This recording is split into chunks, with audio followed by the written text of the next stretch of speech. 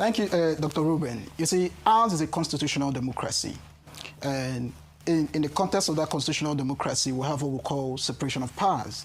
And the whole intent of separation of powers is that you're going to have checks and balances, one arm of government checking the other arm of government. Sections 4, 5, 6. Yes. And within the context of what we're having in Rivers State, is that you have the House of Assembly that is now checking the exercises of the executive.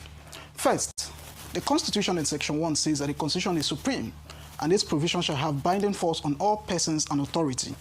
Then you go to Section 1 sub 3.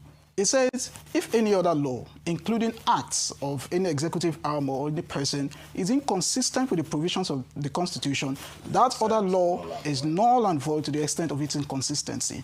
Now, if you place this side by side with Section 108 sub 10, which ousted the jurisdiction of a court to entertain any matter with respect to legislative proceedings on impeachment, it brings to fore just one question.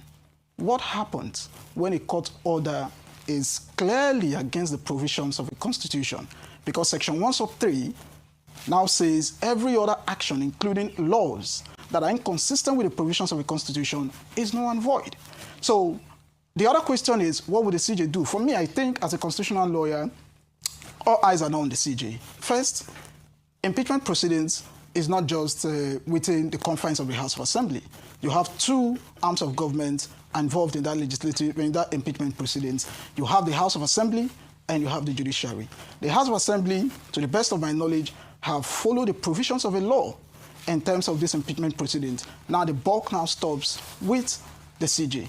The question that we must now ask is, in the light of constitutional provisions that arms the jurisdiction of courts to entertain matters of this nature, even the Court of Appeal had said in Naya Baribe against the Abia State House of Assembly that no court has the jurisdiction to entertain a matter of this nature.